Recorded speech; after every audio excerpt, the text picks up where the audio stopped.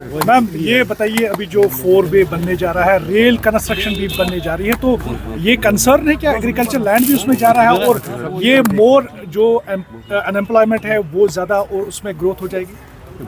देखिए, सबसे पहली बात, आपको विकास करना है, आप करिए, but not Vikas at the cost of livelihood.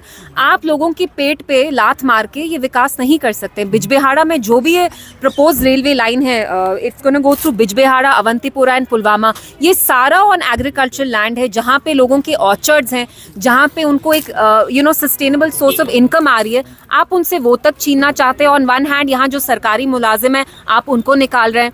जिनका थोड़ा बहुत प्राइवेट बिजनेस है, वहाँ पे आप कहते हैं हम रेलवे लाइन बनाएंगे। So we are not against development per se, we are against development at the cost of our ecology, at the cost of livelihood, at the cost of environment. हमने खुद देखा है, जो मरकजी सरकार है उत्तराखंड में, इनने कितनी बर्बादी की, वहाँ कैसे फ्लड्स आए, बिकॉज अर्बन प्लानिंग जो भी है, जहाँ भी ये करते हैं, it's at the cost of the environment. So for us that's an issue.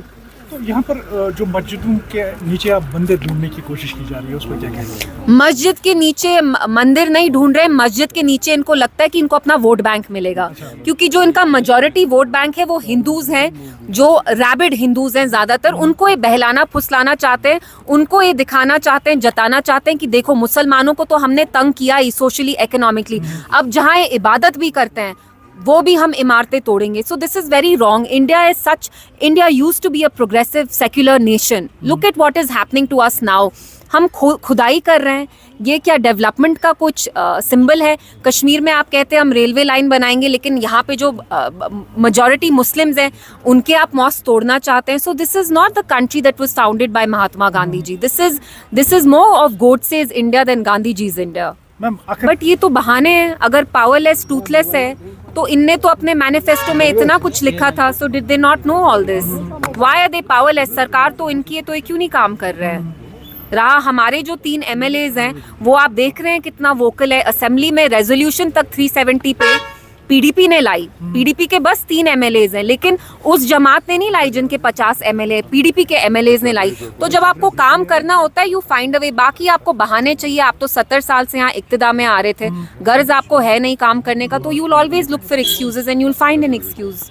Ma'am, जो अटैक्स हो रहे हैं, जैसे कि कल हार्वन में इंसिडेंट पेश हुआ और अभी पुंछ सुरनकोट एरिया में ग्रेनेड अटैक हुआ है आर्मी पे, तो क्या कहेंगे? इट्स वेरी वरिंग कि ये जो सडन स्पर्ट है इलेक्शंस के बाद हुआ है। इट्स वेरी स्ट्रेंज कि ये पहले नहीं हो रहा था, अब हो रहा है। तो ये डिपार्टमेंट तो law and under comes under MHA। So MHA should see कि ऐसी चीज़ें क्यों हो रही हैं। ऑन वन हैंड दे से हमने यहाँ मिलिटेंसी की जड़ सारी उखाड़ दी, but on the other hand they seeing कि how so many innocent civilians soldiers are losing their lives because of militancy. So there is a contradiction somewhere.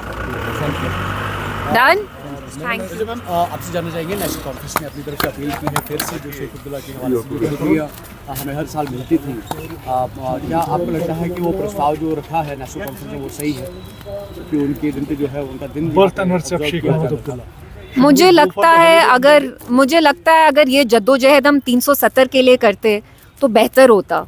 It's so sad कि पीडीपी, जिसकी बस 3 MLAs है, हमने article 370 पे resolution लाई, उस जमात ने नहीं लाई जिस पे लोगों ने इतना अपना एतबार जताया, ट्रस्ट किया।